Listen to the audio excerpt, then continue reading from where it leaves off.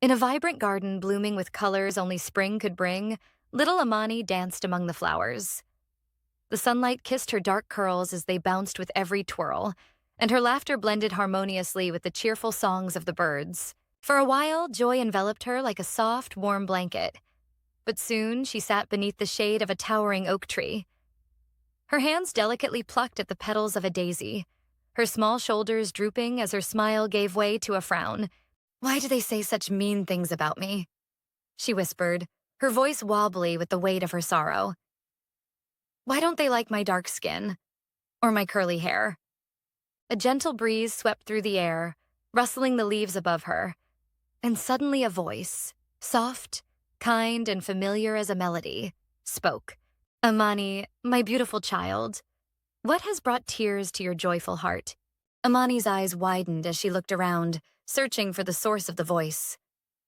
"Who's there?" she asked, her small hands gripping the daisy tightly. "It is I, child." "God," the voice responded, calm and reassuring. Amani's breath caught. "God? You're talking to me?" "Yes, Amani," the voice answered warmly. "I am always here, watching over you. Tell me, what makes you sad?" And with tears streaming down her cheeks, Amani confessed, "The kids at school call me ugly. They make fun of my skin, my nose, and my hair. They laugh at me, and it hurts so much." The garden grew still as Amani's words hung in the air. And then the voice spoke again, firm yet tender like a strong embrace. "Oh, my Amani, how could you believe that? Don't you see how I created you perfectly, just as you are? Every curl in your hair and every shade of your skin was chosen by my hands.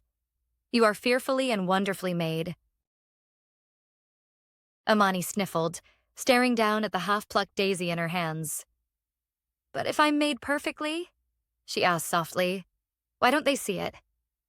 "The world doesn't always recognize the beauty in what is different. But I do. I painted the flowers in all colors, gave each butterfly its unique pattern, and formed you as a reflection of my own image. Your skin glows like the richest earth under the sun. Your hair twirls like the vines in this very garden. And your heart holds courage and kindness that brighten the world." Slowly, a smile began to creep across Amani's face. You really think I'm beautiful?" "My child," God said, the voice warm and sure. "I don't just think it. I know it. And when I say you are beautiful, that is a truth no one can ever change."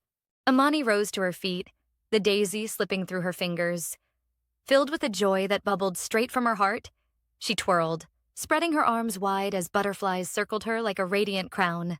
"God says I am beautiful, and that means I am," she shouted, her voice bold and proud. The garden seemed to respond to her declaration. The flowers swayed in agreement, and the birds' songs grew louder, as if rejoicing along with her. From that moment on, Amani carried God's words in her heart like a shield. Whenever doubt crept into her mind, she whispered to herself, "God says I am beautiful." And the world couldn't help but feel just a little brighter. And so, she danced through life with confidence, joy, and the unshakable belief that she was indeed wonderfully made.